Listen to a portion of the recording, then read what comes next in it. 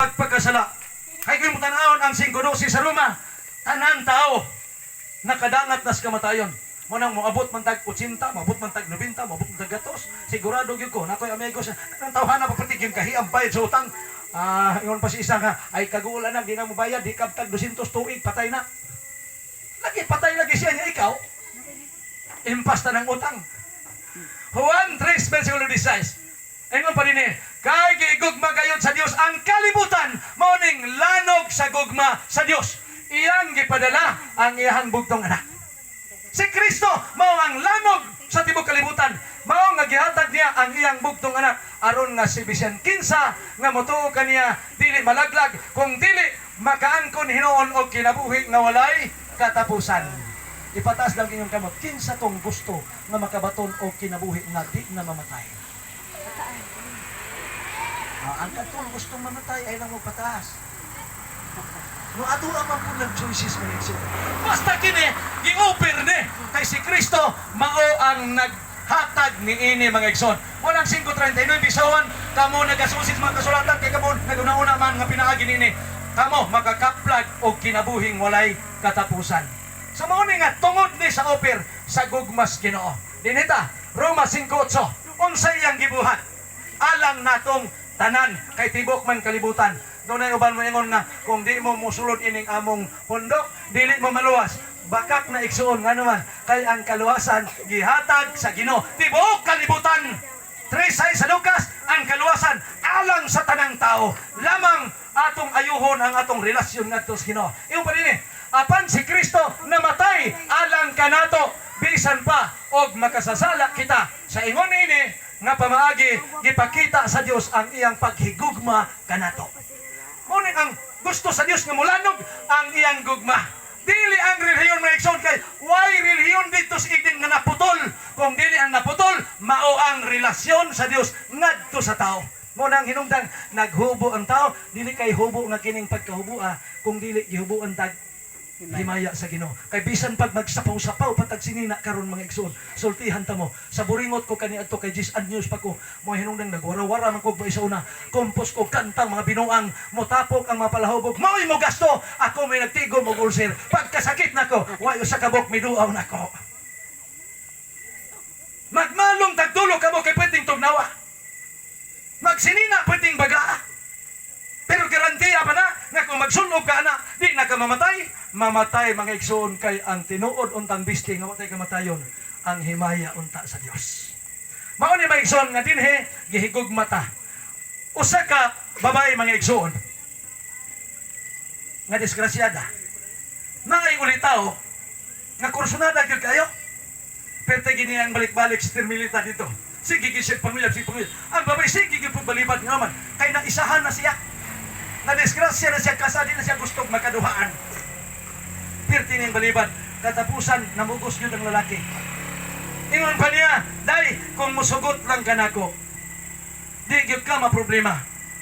Kung na problema ka tong naguna, kung ako imong sugton, wa kay problema. Ano man, di ta ka palungagon. May lungagon. Di ta ka palabhon. Wa may laban. Dili tanan. Di ka man mempius palay. Usaha man din na, wa man din balay. Sa paglungag nga wa man din bugas. Sa paglaban wa man din biste. Di ang babae ni balibad, kinalasang balibad. Insya ang imong gugma, imo na lang ihatag sa uban. Ayaw pagpahinayak nako kay doon ako'y kagahapon. Ang lalaking mapugsanon, yung pa niya, day, bahalag na kay kagahapon, parison kayo ta, kay ako wa may kaugmaon. Okay na mo? Ngay manguyab ninyo, yawa day kaugmaon. Mupay na kay kagahapon, maminyaw mo, imong bana, huwag kaugmaon. Puting pa ita. Pero ang Diyos nagpasalig sa iyong gugma na to, dako kayong kaugmaon. Sunod-sunod ng mga gabi, ato ning mahibaw-an mga igsoon. Unsa ta kabilinhon diha sa tubangan sa Ginoo matag-usa. Tanaw na to ang gisultis propeta ng Isaias 3:12.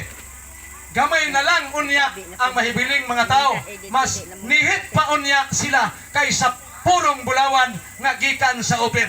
Dito sa King James nagingon, buhaton ko ang tao nga labing mahal kaysa sapit sa lunsay bulawan sa open. Kitang tao ilabihan din natong bahala. Unang ingon ang Marcos 8:36. Unsa may kapuslanan sa usa ka tawo, maangko niya ang tibuok kalibutan, mawala ang iyang kalag. Ikaw diyog ako, bisan pang kalibutan, di ikatumbas, mahinungdan nga dunay Kristo nga nagpalanog sa iyang gugma dito sa Kalbaryo sa cross. Walay gipili. Bisag unsa imong tribo, bisag unsa ka, ito magag maputi ka, basta ang gusto lang sa Dios nga ang iyang gugma mapaabot is imo. Ngano man kay gipahibaw kang perti nimong mahala. Atong matanaw ang sunod na pod nga teksto. Unang Pedro 4 bersikulo 8. Unsay gisulti ni Apostol Pedro? Unsay batnan kadtong relihiyon? Mao bitay hinungdan daghang kay nagkumbati, nagdebate ron kay man ang gipadako ang relihiyon. Abi ninyo, miabot ng relihiyon tungod sa pagkaputol sa relasyon. Unang iyon ang Mateo 6:33, but seek ye first the kingdom of God and His righteousness, and all these things shall be added unto you. Unaha, magpangitan gingaran sa langit. Dili tong unsa kadtong karatula kay niabot lang ang religion gitawag og religare. That is religare, to connect again, to combine again, to consider again. Nga naman, human makasala ang tao, ipaabtan sa iyang gugma ungod kay ilabihan ang pagmahal sa Dios sa matag isa nato. Ikaw dinhi.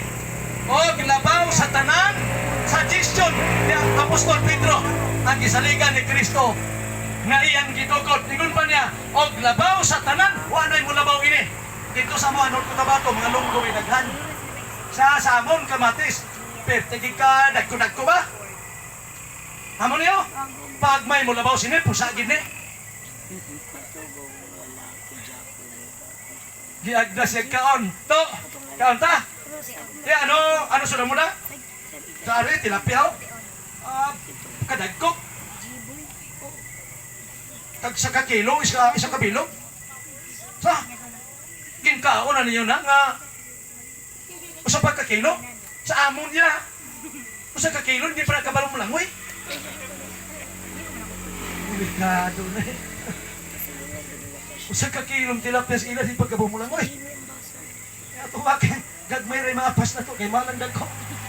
Ikaw siya nini, og labaw sa tanan, pag hinigugmaay ka mo, sa kinasing-kasing gayon, unsa daw, pag hinigugmaay ka mo, wa may mo pagdiputihanay mo, ano man.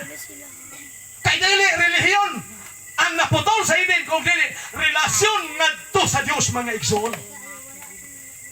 Kuning dapat sa matag usa ang gugma ipairal mga igsoon. Mao ni dinhi, pag higugmaay ka mo, sa inyong isig kato, mapasaylo mo siya bisan daghan ang iyang sala. Ano man, ang gugma di ay mapasaylo. Sumuni nga atong Diyos mga igsoon, usa naman ka Diyos ang atong gituuhan. Unang Juan 4, versikulo 8, tingali mo nagsunod atong tanan. Unang Juan 4, versikulo 8. Ingon pa din eh. Ang wala mahigugma, wala makaila sa Dios. Ang ilhanan ang tinuod kang na Dios, may gugma din ka, kay ang Dios gugma man. Unang nagani kasilingan nga mag-away mo murag di na mo kasinabot. Ang gitudlo ni Pedro, I love you. Bisag perti na ni mo sukuhan, I love you, Brad. Ikagot na niya. Sige na lang, I love you, magpuno. Sugot na lang ka, bisag pungot. Unyag may slide na ka, I hate you. Mabitaw ng sa nangulitaw pa, grabe yung pasalig kanang tanang bituon sa langit. Ako nagkatkaton, akong ipurong-purong sa imong agtang. Diha na, sa naminyo na. Tinuon yung kakitang bituon, kaya pak! Bulsay! Mau yung kasaan-saan ka, ngayon mo kung ano yun, pak! Ay, guna mong pikas. Kita yung bituon. Ang I love you sa una,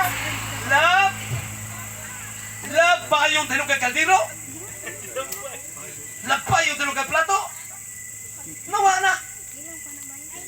Kung sa merkado, pasamulitaw pa, bago pa, come on darling, come on, come on. Come on. Uy, nadugay na. Come on darling, come on. Pagkamang mo naman. Ano yun akong asawa. Kumplito pa, primero, asawa.